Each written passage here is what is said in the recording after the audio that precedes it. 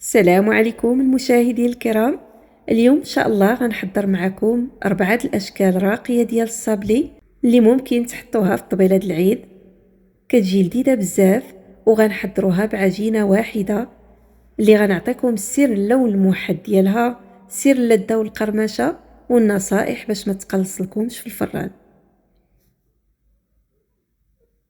بالنسبه للمقادير كنحتاجو 4 ديال الزبده، كاس ونص سنيده، وهنا سنيده خصها تكون رقيقه، الا كانت غليظه ممكن طحنوها شويه، واحد رشيشه د الملحه باش نحسنوا الذوق، وكنخدموا هادشي مزيان حتى تيولي على شكل بوماد. كنزيدوا كاس د الزيت ونخدموا مزيان عاوتاني، ونضيفوا 3 د البيضات ونخدموا هادشي مره اخرى. كتزيدوا هنا اي نكهه بغيتو، انا هنا استعملت الخوخ حيت كتعطيه واحد اللذه زوينه. ممكن تستعملوا البسكوي او الناطا اللي بغيتو، وواحد المعلقه كبيره د الجليكوز، وهذا هو السر اللي كيخلي الصابلي مقرمش وكيحافظ عليه مده طويله. وضروري تخدموا هادشي كامل مزيان قبل لا تضيفوا الدقيق. بالنسبه للدقيق انا استعملت هنا كيلو د الفورس بالضبط. كنزيدوه شويه بشويه وحنا كنجمعوه، وضروري كنجمعوه غير برؤوس الاصابع، العجينه ما خصهاش تدلك نهائيا. وهذا هو السر اللي كيخليه يجي تقده وحده وما كيتقلصش في الفران. من بعد ما كنجمعوا العجينه كنخليوها ترتاح واحد 30 دقيقه، ومن بعد كنسرحوها ما بين جوج البلاستيكات او بابي كويسون اللي عندكم باش ما تلصقناش.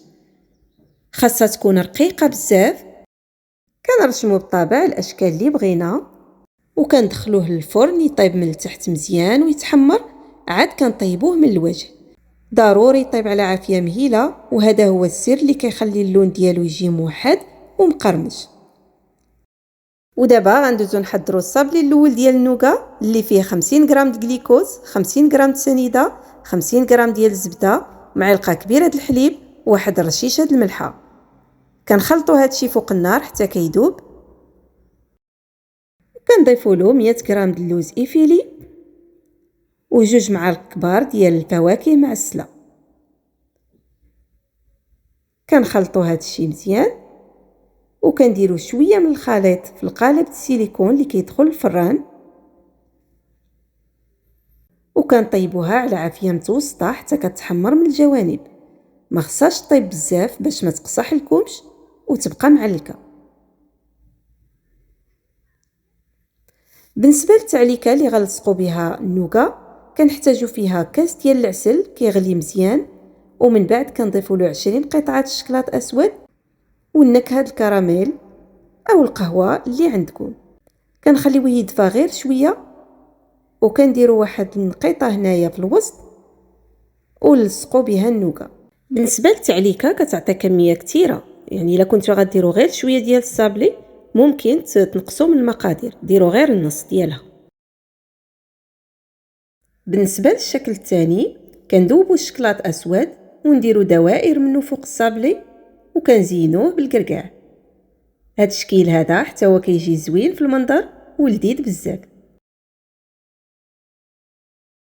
بالنسبه للشكل الثالث كندوبوا الشكلاط ابيض وكنغمسوا النص ديال الصابلي اللي على شكل هاد الوريقات الشجره، كنقطروه مزيان وكنوضعوه فوق بابي الومنيوم. كندير واحد الكميه وقبل لا ينشف عليها الشكلاط كنزينوها بالورد بلدي ملون.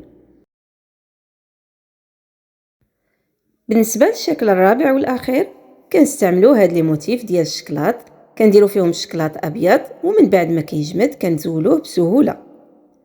كنديروا واحد النقيطه هنا ديال التعليكه وكنلصقوا عليها هاد الشكلاط هذا. وها هما الشكيلات ديالنا كيفاش تيجيو كاملين. هذا الصابلي النوغا، الصابلي اللي بالكركاعه، وهذا الشكل هذا اللي تيجي على شكل ورقه ديال الشجره. صراحه هذا البلاطو كيجي زوين في الشكل، تقدروا تحضروه في مناسباتكم. نتمنى الوصفه تكون عجباتكم وشكرا على المشاهده.